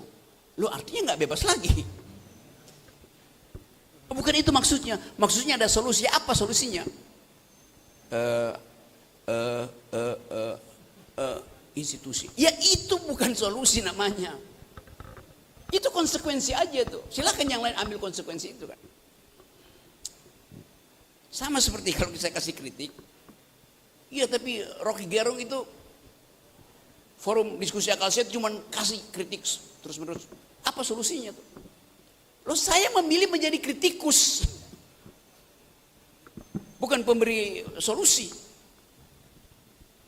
Nggak lengkap dong. Oke, kalau mau lengkap saya mau jadi pemberi solusi. Saya mesti ambil kebijakan. Di mana? Ya jadi menteri. Ya kenapa nggak jadi menteri? Menteri itu disuruh-suruh presiden. Ya kalau begitu, ya jadi presiden. Kan gampang logikanya kan. Jadi saya tahu bahwa kedunguan itu mengalir karena kita tidak mampu, bukan tidak mau berpikir, tidak mampu mempertahankan konsistensi pikiran. Ada lampu di atas itu tuh. Bapak, pensiunan. Oke. Hati-hati tuh, lampunya mau jatuh tuh. Udah bergoyang Bapak. Oh enggak juga. Saya insya Allah sudah teruji Bang. Udah apa? Sudah teruji. Saya sudah lewat pensiun sudah hampir 5 tahun. Ya. Sehingga saya semangat. Makanya ketemu Bung Rocky di Kediri apapun ya saya Ini nggak ada ingin urusan ketemu. dengan itu. Saya cuma tanya tadi. Ya. Pasti asuransi kesehatan Bapak itu tidak berlaku lagi kan udah selesai. ASN kan. Pak di atas tuh lampunya bergoyang mau jatuh tuh. Solusinya apa Pak Rocky? Jangan asal ngomong doang. Ya urusan Anda mau lari ke kiri apa ke kanan. Kayak itu logiknya begitu. Saya memberi kritik bahwa lampu itu bergoyang. Tapi nggak ada solusi. Solusinya kabur dari situ kan nanti kena. Ya nggak apa-apa kena. Oh ya berarti masih ada asuransi gitu. Ternyata pensiunan. Jadi itu yang saya maksud, orang menagih sesuatu tanpa dia tahu bahwa urutan berpikirnya itu keliru akhirnya.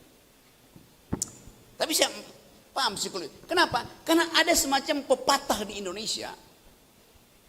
Kritik tanpa solusi itu omong kosong.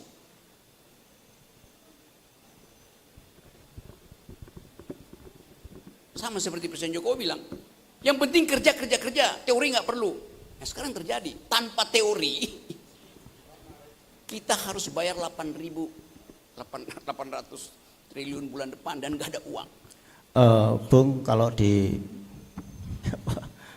disasarkan ke situ sebetulnya sependapat juga saya, tetapi jangan ke situlah arahnya. Artinya begini loh Bung.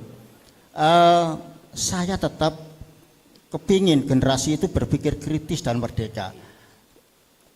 Rocky Gerung Institute itu non struktural. Kalau struktural kan Anda didikte. Yang non struktural kira-kira dalam bentuk seperti apa begitu loh. Misal forum-forum seperti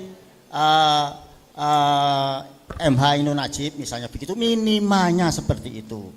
Gini ya. Ya, monggo. Akhirnya Anda mengalah gitu. Bukan mengalah, realitasnya begitu. Karena Anda mentoknya nanti ketika saya jadi menteri masih diperintah kalau jadi presiden, oke lah. Kalau memang Anda kepingin masuk jadi presiden, saya tunggu di 2029. Betul itu, saya tunggu. Karena apa? Saya kepingin yang dari independen memang muncul. Gini. Saya tidak persoalkan cara Anda berpikir. Anda bilang begini tadi barusan ya. Jangan bawa ke situ. Jadi bawa kemana? Jangan bawa ke situ dong. Pakai dong pula di situ. Jadi dibawa kemana? Dibawa ke institusi. Oke. Institusi itu menghalangi kebebasan. Enggak, ada dua institusi. Yang struktural dan yang non-struktural. Dua-duanya institusi. Struktural non-struktural itu status hukumnya. Kan begitu soalnya. Itu yang saya bilang tadi. Kalau kita mau berpikir total, hitung konsekuensi dari argumenmu itu. Akhirnya jadi ya tukar tamu ya, bukan itu yang dimaksud. Loh kalau bukan itu yang dimaksud dari awal jangan maksudkan itu. Iya. Begitu cara berpikir. Ya, cara berpikirnya tolong untuk tidak menjustis karena saya seorang pensiunan begitu. Tolong saya hadir di sini hanya Gini. untuk jadi apa? identitas diri saja gitu loh maksud saya. Kalau pensiunan kemudian saya tidak Baik, merasa Pak. soal Dah, lu, monggo, Karim, ya. monggo. Baik, Pak. Udah. Begini ya. Sudah selesai. Gini, saya tahu maksudnya. Jangan tersinggung, itu poinnya. Saya gini. Loh, saya ngajak bertengkar kok. Semakin Bung Rocky marah kan saya seneng. Apa dikira enggak? Karena itu saya Nanti kan terangkan. lepas kendali akhirnya emosional kan begitu jawabannya. Gini, Anda Terima bilang, kasih, Bung. Oke, Anda bilang jangan karena saya pensiunan. Anda memang pensiunan, kan faktanya itu. Nah karena itu saya mau terangkan logikanya. Anda pensiunan itu fakta sosial, oke? Apa konsekuensinya? Kewajiban negara untuk memberi jaminan asuransi berhenti. Konsekuensinya kalau lampu itu jatuh, artinya ada external cost, bukan lagi negara. Jadi saya tidak katakan Anda, yang saya terangkan peristiwa di ruangan ini, bukan Anda, itu maksudnya tuh. Oke. Ya tahu itu jawaban basa-basi saja. Ya, iya. Terima kasih. Ya nggak apa-apa, Bung. Saya tetap ngefan Anda kok. Bukan nggak apa-apa, begitu loh. Ini logikanya begitu. Saya bisa begini nih. Seandainya bukan pensiunan yang di situ, seorang tentara, tetap saya akan bilang itu ada Pak tentara itu ada lampu. Dia bilang saya pakai topi baja. Ya oke. Itu maksudnya tuh. Jadi kita kadangkala kemampuan kita itu yang saya sebut tadi. Pikiran itu hanya diluruskan di dalam argumentasi itu. Nah kita seringkali lebih percaya pada sentimen daripada argumen. Itu yang membuat saya terus menerus Rocky Gerung mesti ditangkap karena menyebutkan Jokowi adalah bajingan tolol. Saya tanya kapan saya bilang Jokowi bajingan tolol? Saya bilang presiden bajingan tolol. Lalu presiden tersinggung. Nggak boleh tersinggung. Presiden itu institut. Nah ini sekarang. Presiden itu institusi. Institusi nggak punya perasaan. Yang punya perasaan orang yang bernama Joko Widodo. Itu dia kita hormati sebagai manusia ansih. Tapi dalam kedudukan dia sebagai presiden, dia nggak boleh tersinggung. Kan dia barang itu. Presiden itu kata benda. Itu maksud saya tuh. Nah, kita mau tahu bahwa tadi yang disebut sebagai feodalisme atau eufemisme itu yang membatalkan pikiran kritis itu. Jadi sekali lagi kalau Anda undang saya, ya undang aja forum di mana kita mengabaikan semua basa-basi itu tuh supaya ada kelurusan di dalam berpikir. Ya tentu saja Bapak tetap sahabat saya, tetapi dalam cara berpikir tidak ada persahabatan dalam cara berpikir. Atau Anda lurus atau Anda bengkok kan itu kan. Nah kalau kita biarkan ini terus menerus akan ada konsep baru yaitu tukar tambah supaya win-win solution. Di mana di dalam logika ada win-win solution? Saya kasih contoh. Suatu waktu saya mengajar logika di Indonesia itu. Kelas yang lain saya nggak masuk, digantikan oleh dosen. Akhirnya dosen itu yang ngajar terus. Saya tanya pada dia, hasil ujian logika itu mana? Dia bilang begini Pak Rocky ini, ada yang dapat A, ada yang dapat B, ada yang dapat C, ada yang dapat E. Saya bilang, kenapa dia dapat B? Ya karena dia tidak lengkap itu. Jawabannya. Logika itu atau A atau E.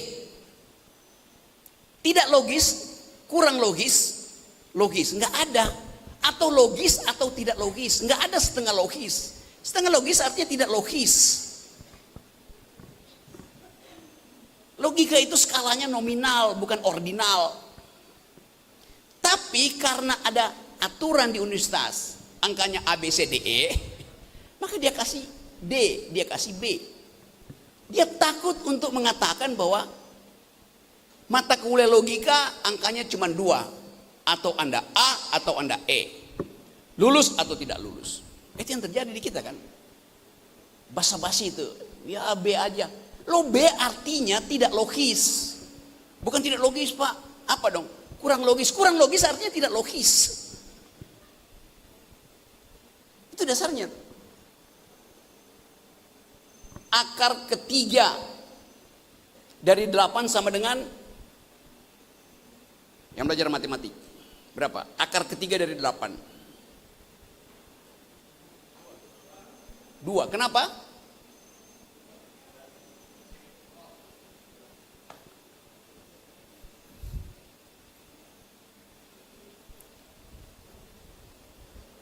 Karena 2 kali 3 tambah 2 adalah 8.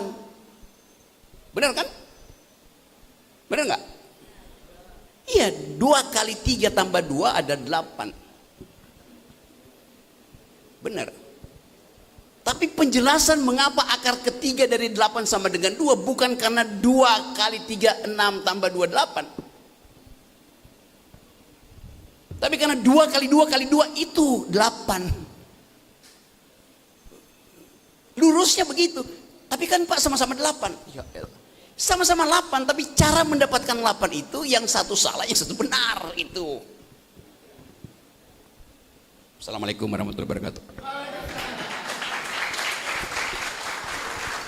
Baik, ya. Jadi mungkin perlu kita klarifikasi sedikit bahwa apa yang Bang Rocky lakukan di forum-forum seperti ini adalah mengkritik dan memberikan masukan terhadap kritikan terhadap sesuatu, tapi tidak bisa dituntut solusinya, Pak. Karena memang kita bukan pembuat solusi.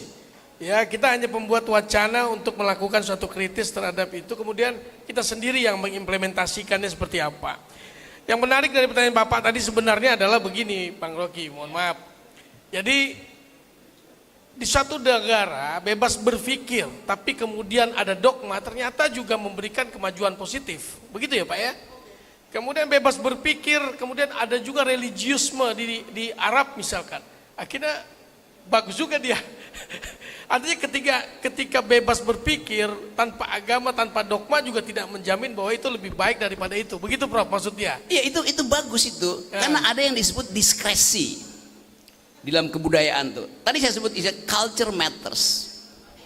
Tetapi yang diskresi itu jangan paksakan di dalam cara saya menangani hal yang sama. Jadi Pak Rocky bebas berpikir, tapi Pak Rocky juga mesti pakai dogma. Paksaan. Seperti apa? Seperti Cina tuh.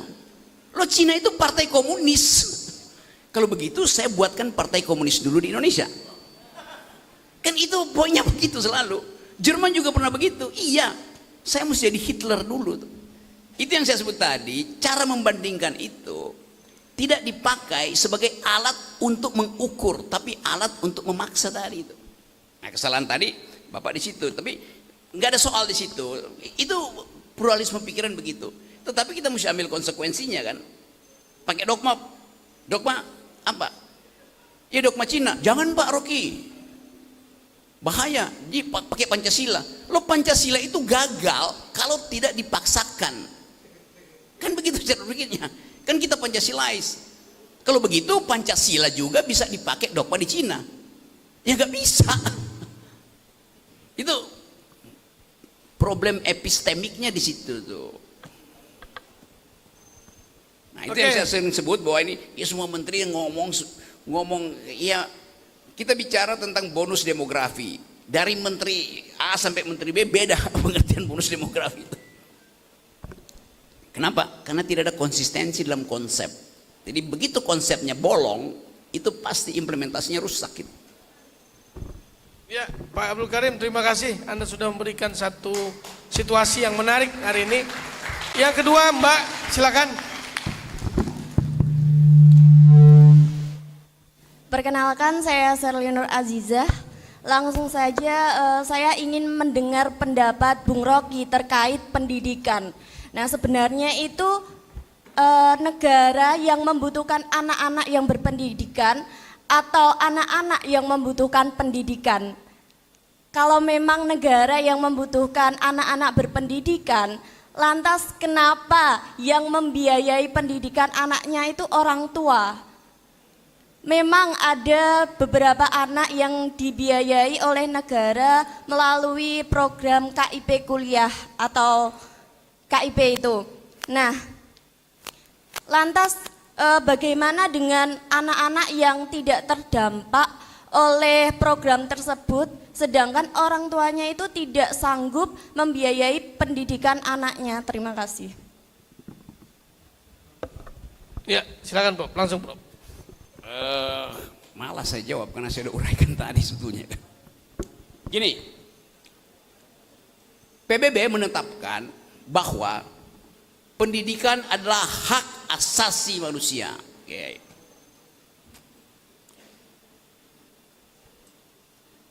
Karena itu menjadi kewajiban negara untuk memenuhinya.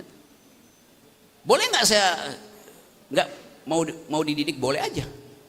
Karena disebut hak asasi. Hak itu statusnya fakultatif. Bisa saya pakai, bisa tidak saya pakai. Sama dengan agama. Setiap warga negara berhak atas satu agama atau keyakinan itu. Kalau saya bilang, saya tidak beragama tuh. Nggak boleh, harus. Konstitusi bilang agama itu adalah hak, boleh dipakai, boleh nggak dipakai. Kayak itu dasarnya kan. Tapi begitu Anda beragama, Anda wajib menjalankan syariat agamamu. Itu bedanya antara status legal dari satu pernyataan dan status individualnya. Ini juga suka kacau gitu kan nih. Jadi itu yang saya maksud. Kenapa kita takut untuk mengucapkan bahwa negara ini tidak mewajibkan orang beragama. Tapi kalau kita pakai kata itu bisa kontroversi. Ambil pasalnya. Hak beragama dijamin undang-undang. Jadi yang dijamin undang-undang adalah orang yang menjalankan ritual beragamanya. Kalau dia nggak menjalankan ritual beragama, ya nggak dijamin undang-undang. Ya memang dengan sendirinya. Oh, dia nggak bikin ritualnya, apa yang mau dijamin gitu kan?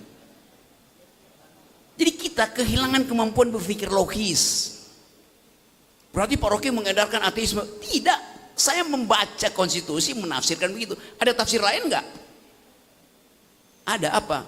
Ini negara berdasarkan ketuhanan yang iya, tahu itu. Tetapi dalam hukum mesti jelas ini hak atau kewajiban. Dulu didebatkan di zaman konstituante. Karena frasa pertama dari Pancasila itu ketuhanan yang Maha Esa dengan kewajiban menjalankan syariat Islam bagi pemeluk-pemeluknya. Piagam Jakarta lebih dahulu dari Pancasila itu. Kemudian terjadi perdebatan, maka dihapuslah kata itu. Tinggal ketuhanan yang Maha Esa. Tafsirnya menjadi kultural, bukan lagi teologis. Itu pentingnya PPKN itu mengulas hal-hal beginian tuh. Jangan menghafal-hafal aja bahwa hak pemilih, lagu pemilih bunyinya begini. Jadi itu yang saya edarkan sebetulnya, membuat orang untuk mengerti. Kalau dia mengerti, dia aman itu.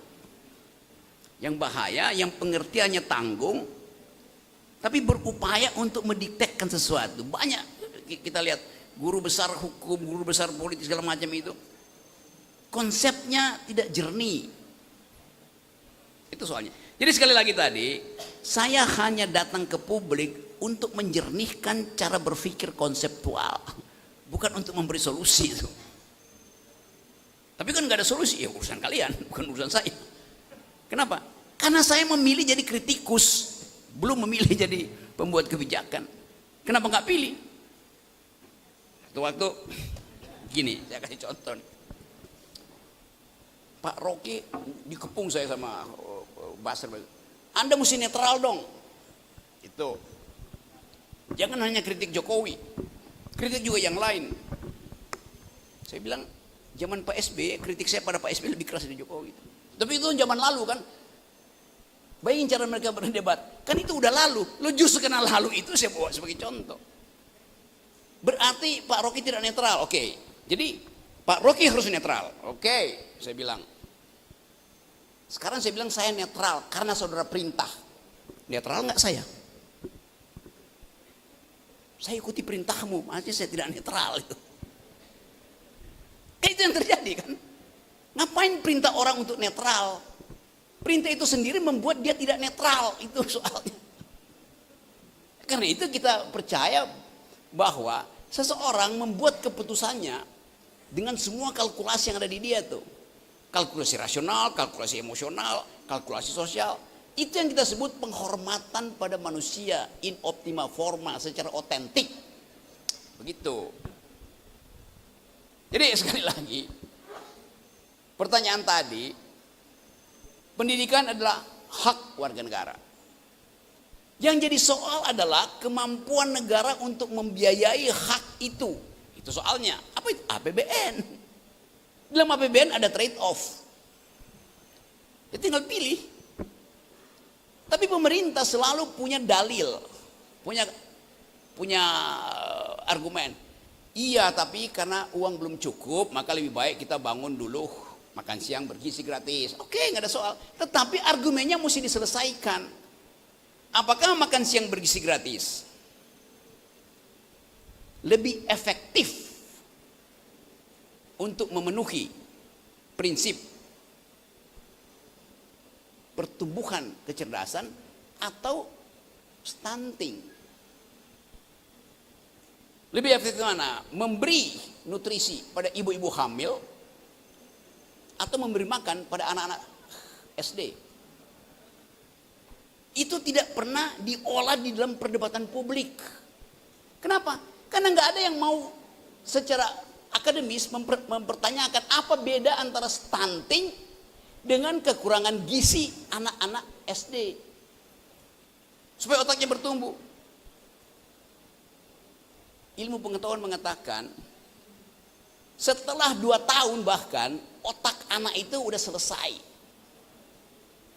Intervensi apapun tidak akan berpengaruh lagi.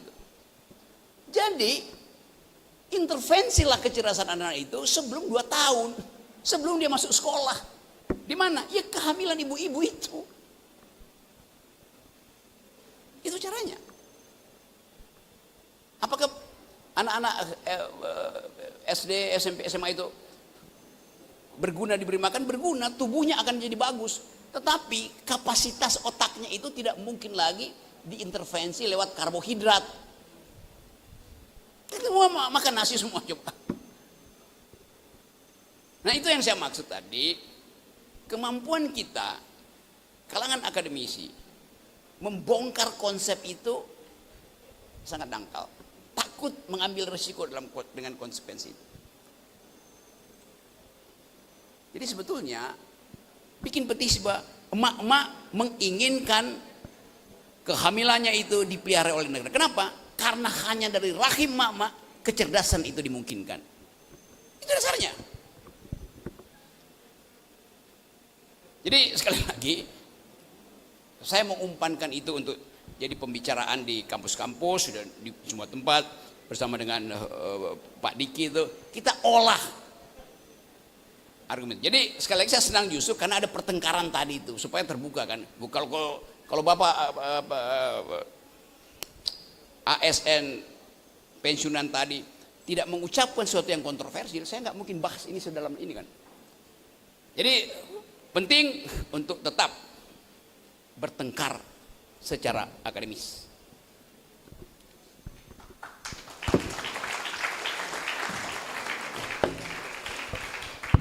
Oke.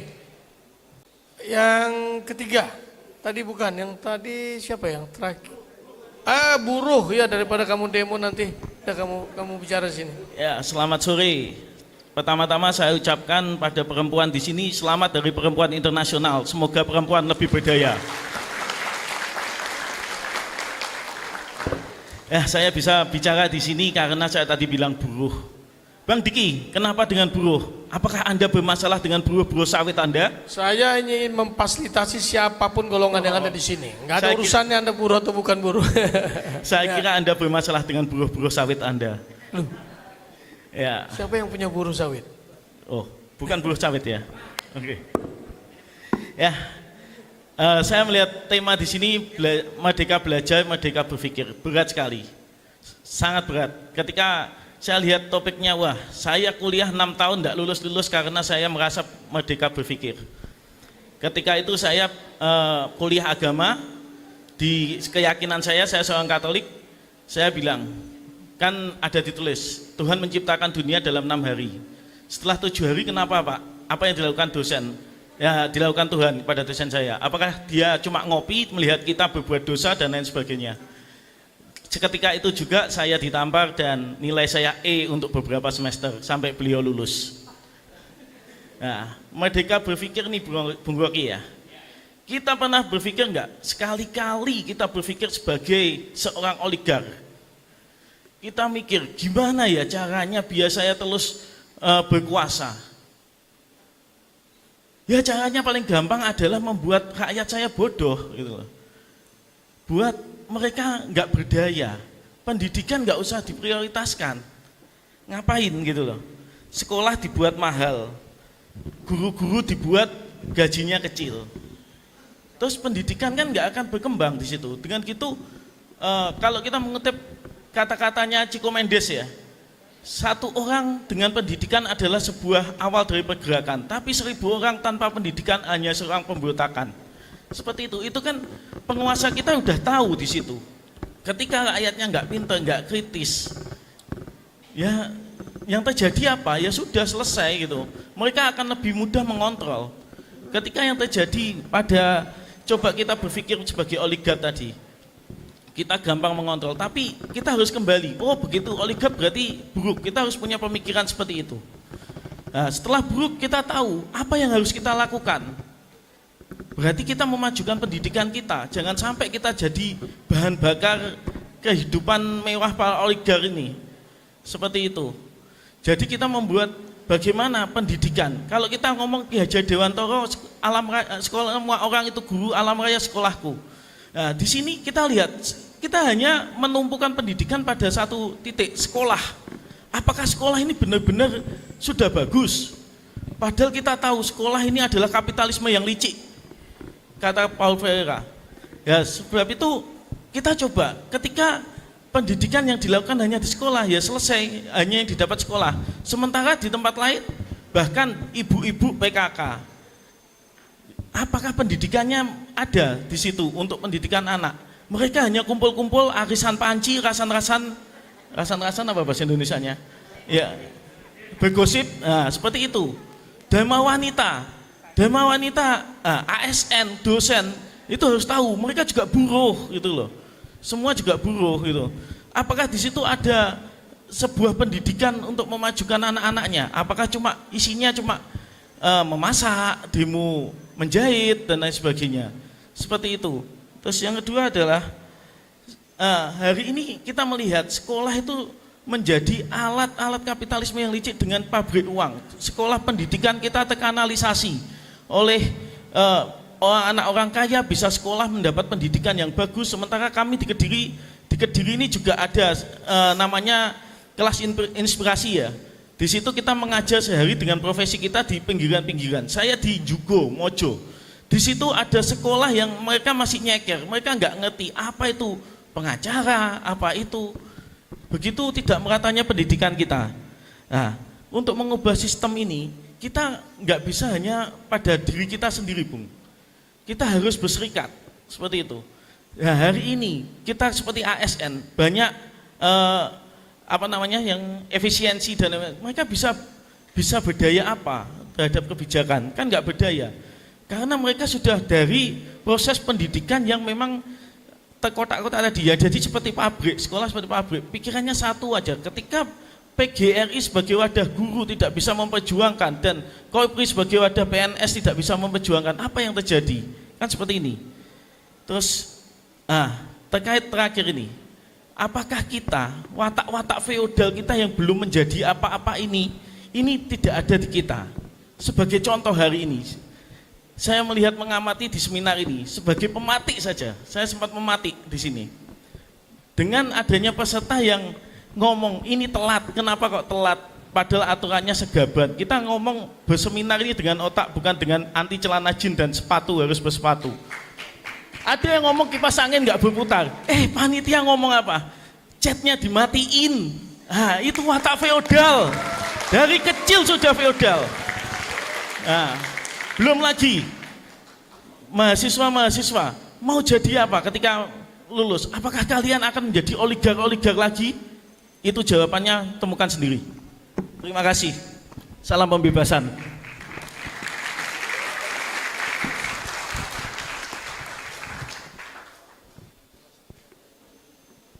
Oke, Ya, ada ini- kemarahan di situ, Ya, ada kejengkelan, ada ya itu jadi. Oke, coba kita fokus apa yang bisa mengubah konstelasi. Pertanyaannya mengubah secara kuantitatif atau secara kualitatif. Mengubah secara kuantitatif namanya reformasi. Mengubah secara kualitatif namanya revolusi. Bisa bedain ya. Perubahan fisika itu, perubahan ciri-ciri benda itu sifatnya kuantitatif. Perubahan kimia, perubahan struktur molekuler itu namanya perubahan kualitatif. Perubahan kimia itu tidak bisa dibolak-balik, perubahan fisika bisa itu. Sekarang coba kita lihat mesin peradaban yang menyebabkan Roma tumbang, Pax Britannica tumbang, Pax Romana, Pax Americana. Kita masuk sekarang di dalam kecemasan, akan adakah satu Pax baru semacam New Americana yang dipimpin oleh Donald Trump? Persekutuan antara kekuasaan militeristik dari Donald Trump dibantu oleh kapasitas teknologi yang disediakan oleh Elon Musk. Jadi semacam momok dunia hari ini. Jadi kalau kita bicara tentang bagaimana mengubah, kita tempatkan juga konsep perubahan ini sampai ke tingkat global. Bagaimana kalau Eropa menolak proposal perdamaian dari Trump di Ukraina dengan satu faktor, bahwa dunia bebas tidak boleh didikte oleh otoriter semacam Putin. Kan itu konsekuensinya kan. Kalau Anda misalnya buruh gitu, bagaimana Anda mau ubah kalau kalangan buruh perjuangannya hanya menuntut upah naik?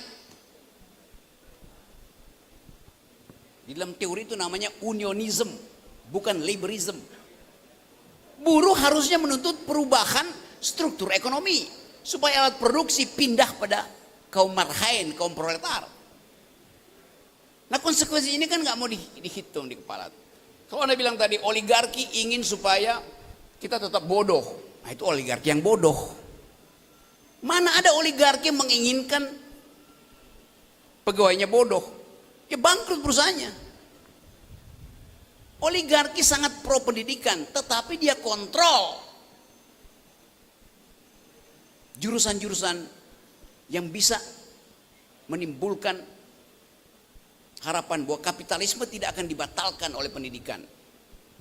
Jadi kalau Anda anggap bahwa pendidikan peralatan oligarki tadi, itu bertentangan dengan pandangan Anda bahwa oligarki menginginkan kita bodoh. Kan bertentangan kan cara berpikir itu kan. Dapat nggak poinnya? Nah seringkali kita mengucapkan sesuatu yang pada akhirnya ya kita menimbulkan kontroversi dalam pikiran kita sendiri. Indonesia adalah masyarakat yang membutuhkan pertumbuhan. Artinya perlu ada akumulasi. Siapa yang bisa melakukan akumulasi? Ya oligarki. Jadi ya kita butuh oligarki. Kenapa? Ya perintah konstitusi begitu. Tetapi ada perintah kedua. Ekonomi negara diselenggarakan untuk sepenuh-penuhnya kemakmuran rakyat. Artinya tidak boleh ada disparitas yang dihasilkan oleh akumulasi oligarki. Oligarki diperlukan, tapi koperasi juga bagian yang historis. Harus ada koperasi. Karena dalam koperasi prinsip kesetaraan itu kan, dalam koperasi kan nggak ada saham mayoritas kan. Tapi ini yang kemudian lagi kita bicarakan, bagaimana menduelkan prinsip-prinsip ini. Tugas dari oligarki adalah melakukan akumulasi. Tugas dari BUMN adalah memelihara harta negara untuk kepentingan rakyat karena dia perusahaan negara. Tugas dari koperasi adalah mempertahankan prinsip solidaritas, human solidarity. Sekarang coba tanya pada anggota DPR, tanya pada menteri, paham nggak itu? Nggak ada. Kenapa? Tidak ada kurikulum partai yang mengajarkan itu. Masalahnya ada di situ hari-hari ini. Jadi sekali lagi kalau kita ulas panjang lebar, memang diperlukan satu, sebut aja, kapasitas dari masing-masing universitas untuk menumbuhkan otonominya sendiri itu. Nah, ini pembicaraan semacam ini juga kita tahu dibicarakan di tempat lain dan semua orang bicara itu, tapi kedalaman untuk mempertahankan argumen itu yang menjadi fondasi kekuatan dari negeri ini. Para pendiri bangsa ini ada orang yang kuat sekali dalam berargumen. Sekarang kita nggak punya itu. Jadi itu masalah utama yang kita bisa preteli satu persatu. Nah, saya berharap ada kelompok-kelompok kecil yang membicarakan ini. Bicara di mana? Ya di universitas, di kantin kampus, di kafe-kafe. Tapi sekarang kafe itu tempat gosip. Padahal dulu abad 18, kafe itu tempat bicara politik. Disebut cafe society itu. Yang dimulai abad 18 di Prancis, di Jerman itu. Semua kafe itu tempat berkumpul the intellectual, jurnalis, anggota parlemen dari sayap kiri. Bicara tentang kondisi kedaulatan rakyat di Eropa. Di Indonesia kafenya menjamur tapi tidak ada pembicaraan tentang politik. Politik dalam pengertian mengupayakan argumen itu ditumbuhkan dari percakapan rakyat. Beberapa kafe udah mulai, jadi di Palu ada kafe yang isinya pembicaraan politik, di Manado ada kafe beberapa. Jadi kita lagi mulai itu bahwa kafe itu bukan disebut cafe society, artinya di dalamnya ada duel argumen itu apa namanya, historicity dari kafe, genealogi dari kafe itu. Nah kita ikut-ikutan bikin kafe, tapi di dalamnya tidak ada percakapan intelektual. Oke. Baik, terima kasih Prof. Jadi ya saya tahu diskusi ini tidak memuaskan kita semua karena pasti ada hal-hal yang masih mengganjal, masih ada yang belum terselesaikan, belum ada solusi. Karena ini memang bukan ajang untuk mencari solusi. Ini ajang untuk mengetahui wacana situasi apa sih pendidikan Indonesia. Dan kita mungkin sama-sama punya kesimpulan bahwa negara ini belum memberikan tempat yang pas untuk pendidikan Indonesia. Ya, tapi berkeluh kesah terhadap negara, berkeluh kesah terhadap apa yang dilakukan oleh pemerintah, maka itu akan membuat kita semakin terpuruk. Makanya Mas Buru tadi saya suka sebetulnya, dia mengkritik tapi dia mulai juga bergerak, dia mengajar di daerah-daerah pinggiran kota ya. Ya, maksud saya begitu. Artinya ternyata kesimpulan kita dalam hari ini adalah kita simpulkan negara sudah dipastikan tidak akan sanggup menyelesaikan persoalan pendidikan di Indonesia. Maka solusinya ada pada diri kita sendiri. Lakukanlah, bentuklah otonomi pendidikan, bikin komunitas-komunitas kecil, kelompok-kelompok komunitas yang bisa memberikan pendidikan kepada masyarakat. Ya, dari Pak Warek mungkin nanti ada inisiatif PGRI membuka program pendidikan gratis kepada